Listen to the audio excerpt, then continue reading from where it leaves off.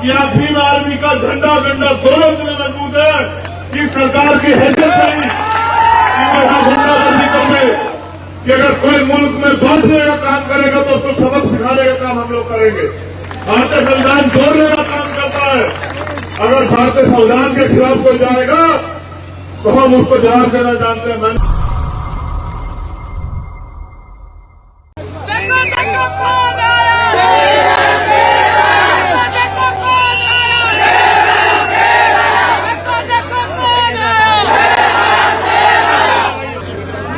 साथी बुजुर्ग हमारी माता बहने वो जो वहां दूर छतों से जो नीचे भी जाए मगर छतों से हमें अपना समय दे रहे हैं उनका भी बहुत बहुत धन्यवाद। उन सभी बहनों का भाइयों का धन्यवाद। भाई अब्दुल वाजिद जी के वजह से यहाँ आने का मौका मिला, मैं उनका शुक्रिया अदा करता हूँ। साथियों,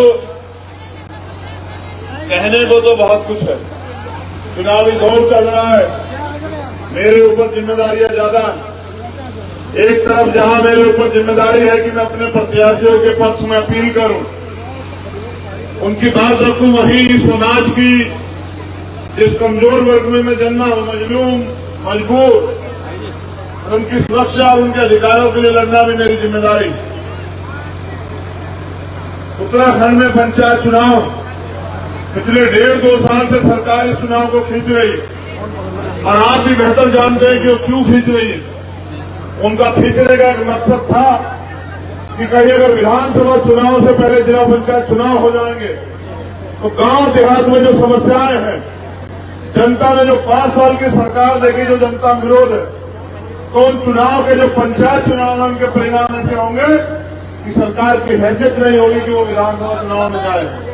इसलिए उन्होंने विधानसभा चुनाव पहले कराए, पंचायत चुनाव को टालते रहे।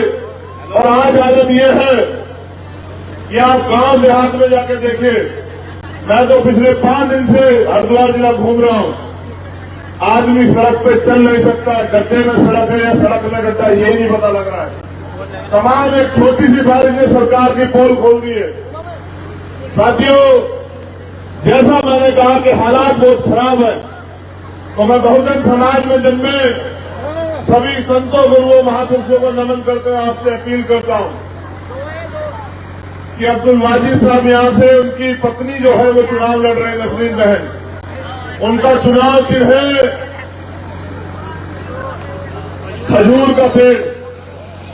आप पंचायत में इतने चुनाव चिन्ह कि मैं बड़ा देख लेता हूं कि कहीं मुझसे भी गलत ज्ञान ना निकल जाए। तो मैं आपसे अपील करता हूं, बहुत समय मिलेगा हम लोग को रूबरू होने का, क्योंकि समय कम है, मेरे ऊपर जिम्मेदारियां ज्यादा है। तो आप अगर आप चाहते हैं मुझे मौका देना, मैं क्या करता हूं क्या नहीं करता हूं मुझसे बेहतर जानते हैं। कोई ऐसा मसला नहीं है मुल्क में जब किसी कमजोर के साथ अन्याय हुआ हो और हमने वहां उसको मजबूर छोड़ा रखने के लिए। मैं हर एक लड़ाई में आप लोगों के सहयोग से गया। मैं यहां भी अपने दिल का दर्द आपसे बता दूं, अगर ये चुनाव न होता तो यही हिसार में विक्रम वाल्मीकि की हत्या कर दी गई। जो लोग उनके लिए न्याय के लिए गए उनको लाठियों में पीटा गया, 307 का मुकदमा दर्ज हो गया। अभी पानी की मटकी छूने पे वहां राजस्थान में एक बच्चे की हत्या कर दी गई। और जब मैं यहां उत्तराखंड में देखता हूं तो यहां डांडा पट्टी में के जरिए यहां के चुनाव को प्रभावित करने के लिए माहौल बिगाड़ा जाता है, धमरेड़ा में माहौल बिगाड़ा जाता है। वो तो अच्छी बात है कि आप भीम आर्मी का झंडा गंडा दोनों इतने मजबूत है कि सरकार की हैसियत नहीं कि वो यहां गुंडागर्दी कर ले। लेकिन जैसे कि मेरे ऊपर जिम्मेदारियां ज्यादा है, हमारे प्रदेश प्रवक्ता काजी साहब ये कह रहे थे कि भाई आप फर्ज अदा करो, आप एहसान का बदला एहसान से दो। मैं पूरी जिम्मेदारी से बात कह रहा हूं कि ना मैंने कोई आपके ऊपर एहसान किया, ना मैं आपसे कोई एहसान चाहता हूं। मैंने वो किया जो मेरा जिम्मेदारी थी। जब मैं भाई कहता हूं तो मैं भाई का फर्ज भी अदा करता हूं। मैंने वो किया जो मेरी जिम्मेदारी थी। मैं मानता हूं कि अगर कोई मुल्क में बांटने का काम करेगा तो उसको सबक सिखाने का काम हम लोग करेंगे। भारतीय भारतीय संविधान के खिलाफ कोई जाएगा तो हम उसको जवाब देना जानते हैं। मैंने अपनी ड्यूटी अदा की, अपना कर्तव्य अदा किया, मैंने अपना भाईचारा निभाया कि आज जो उस समय के हालात थे, उस समय जरूरत थी कि एक तरफा माहौल बनाया गया, उस माहौल में बताने का कि सरकार का मकसद क्या है। तो मैं नहीं कह रहा हूं कि आप एहसान का बदला चुकाएं, मैं बस आपके सामने एक सवाल छोड़ रहा हूं। जिला पंचायत का चुनाव 5 साल पहले भी आया, विधानसभा का चुनाव भी आया, मैं आपके बीच में नहीं था, उससे पहले लोकसभा का भी चुनाव था। मैं तो आपसे एक अवसर चाहता हूं कि मुझे काम करने का मौका मिले। ये जनता ये तय करती है कि उनकी नुमाइंदगी कौन करेगा, ये जनता ये तय करती है कि कौन अर्थ करेगा, कौन फर्ज करेगा। मैं तो आपके बीच का हूं, किसी उत्तराखंड की धरती पर जन्मा हूं।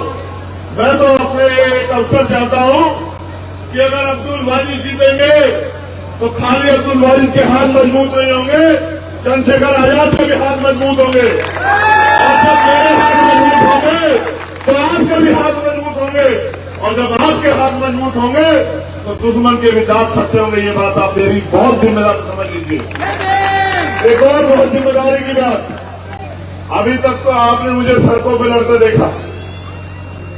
मेरा जिला पंचायत सदस्य और विपक्ष को सत्ता का विधायक अगर मेरे जिला पंचायत का काम में या हत्या का आवाज उठाने में मुकाबला कर ले, उस दिन आप मुझसे शिकायत करना कि चंद्रशेखर भाई आपका आदमी तो कमजोर है। अभी आपने मुझे ताकत नहीं दी है, ताकत दी है उन लोगों को, और वो आपकी वोट लेके घर में बैठे हैं। मैं ये कह रहा हूं कि अब्दुल वाजिद को मदद कराना 26 तारीख को, और मुझे मौका देना कि मैं क्या कर सकता हूं क्षेत्र के लिए और मैं क्या करना चाहता हूं। तो बहुत बहुत शुक्रिया, धन्यवाद, जय भीम।